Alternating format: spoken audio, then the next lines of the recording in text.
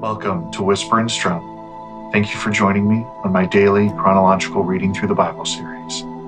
Please take a moment to subscribe so you can join me on every episode. Let's take a quick moment to prepare ourselves to hear the word of the Lord today by taking a deep breath in through your nose, out through your mouth, in through your nose, out through your mouth. And as you continue to breathe like that, nice and slow, let your body relax. And let me pray over our time today. Heavenly Father, thank you for every listener of this episode. I pray that as they hear the words I'm speaking, they would hear your words, not just my voice. Fill them with your peace and your love. Speak to them at their point of need. In your name, amen. Let's begin. Job, chapter 24. Why does the Almighty not reserve times for judgment? Why do those who know Him never see His days? The wicked displace boundary markers.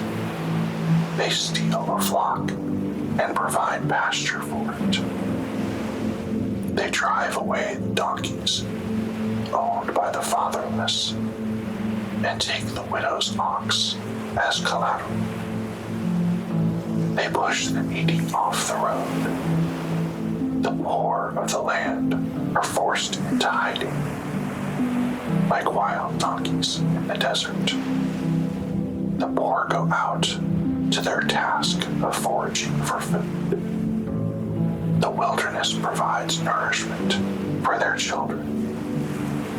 They gather their fodder in the field and glean the vineyards of the wicked. Without clothing, they spend the night naked, having no covering against the cold. Drenched by mountain rains, they huddle against the rocks, shelterless. The fatherless infant is snatched from the breast. The nursing child of the poor is seized as collateral. Without clothing, they wander about naked. They carry sheaves, but go hungry. They crush olives in their presses. They tread the wine presses, but go thirsty. From the city and groan, the mortally wounded cry for help. Yet God pays no attention to this crime.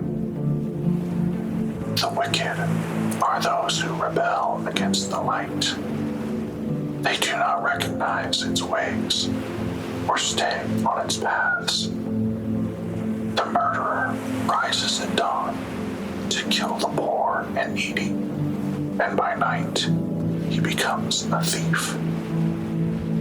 The adulterer's eye watches for twilight, thinking no eye will see.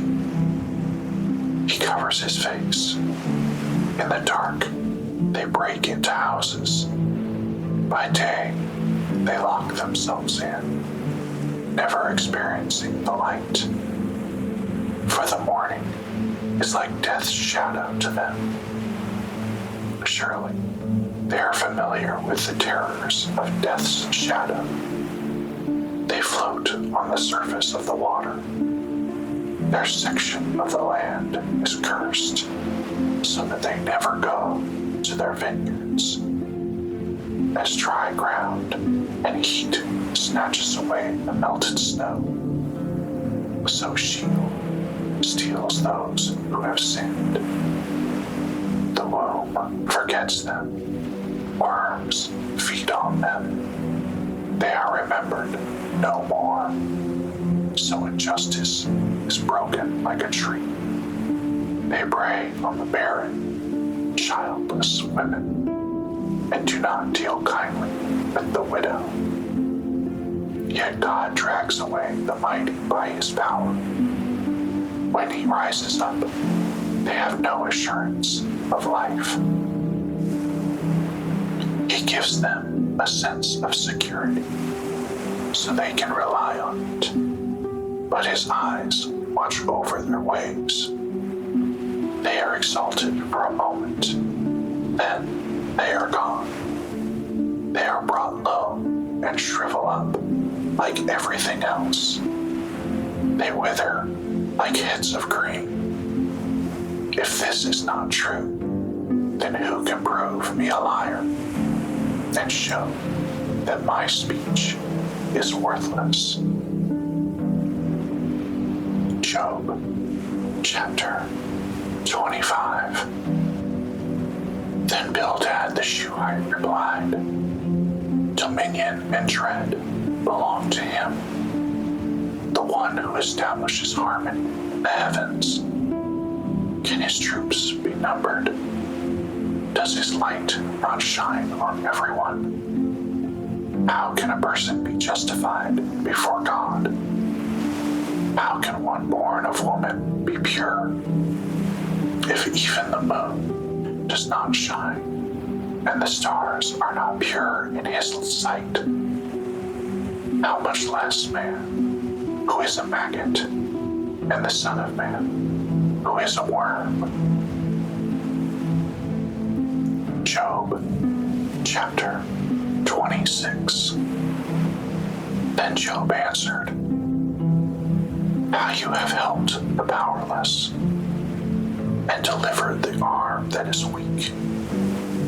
How you have counseled the unwise, and thoroughly explained the path to success. Who did you speak these words to? Whose breath came out of your mouth? The departed spirits tremble beneath the waters, and all that inhabit them. Sheol is naked before God, and Abaddon has no covering. He stretches the northern skies over empty space.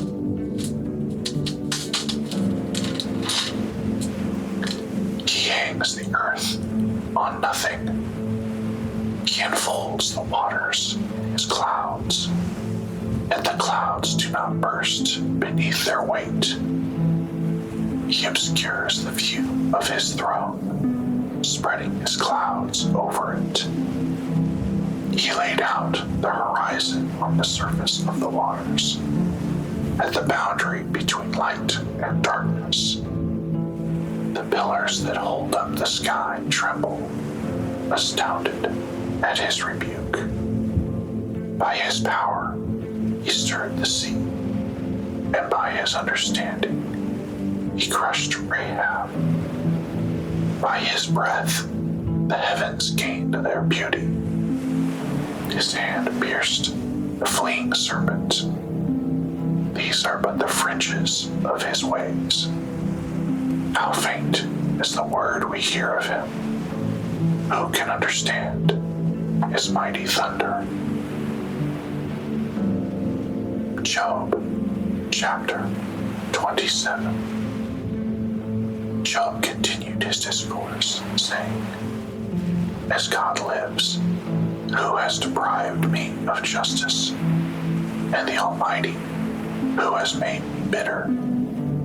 As long as my breath is still in me, and the breath from God remains in my nostrils, my lips will not speak unjustly, and my tongue will not utter deceit. I will never affirm that you are right. I will maintain my integrity until I die. I will cling to my righteousness and never let it go. My conscience will not accuse me as long as I live. May my enemy be like the wicked, and my opponent like the unjust. For what hope does the godless man have when he is cut off?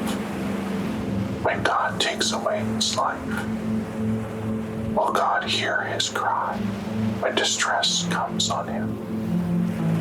Will he delight in the Almighty? Will he call on God at all times? I will teach you about God's power. I will not conceal what the Almighty has planned. All of you have seen this for yourselves. Why do you keep up this empty talk? This is a wicked man's lot from God, the inheritance the ruthless receive from the Almighty. Even if his children increase, they are destined for the sword.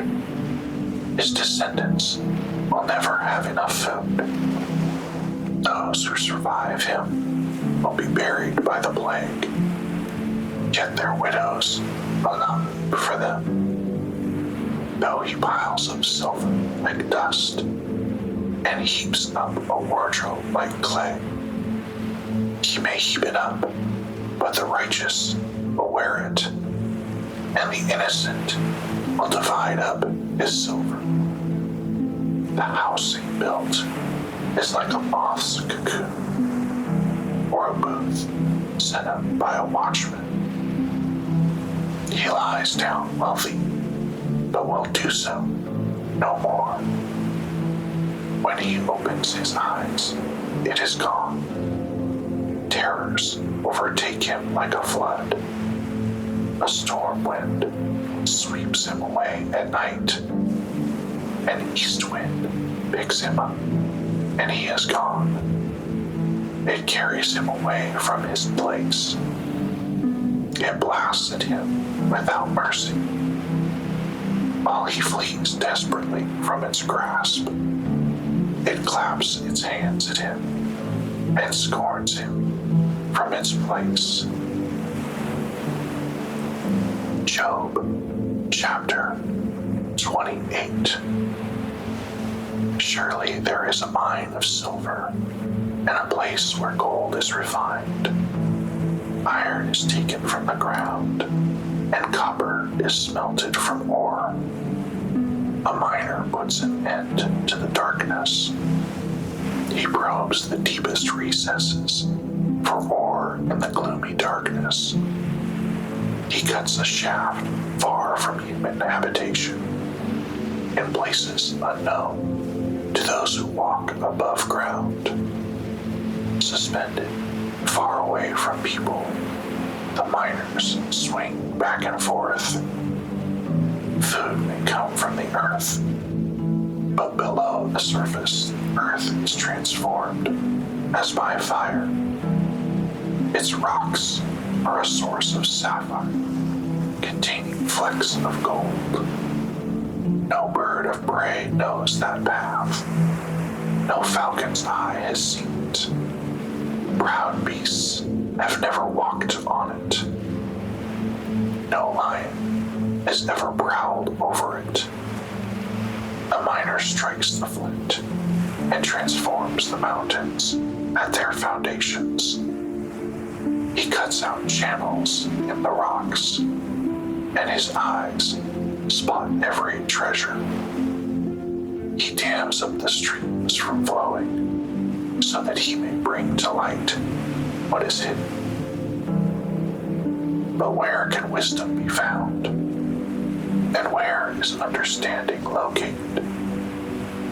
No man can know its value, since it cannot be found in the land of the living. The ocean depths say, "It's not in me," while the sea declares, "I don't have it." Gold cannot be exchanged for it, and silver cannot be weighed out for its price. Wisdom cannot be valued in the gold of Ophir, in precious onyx or sapphire.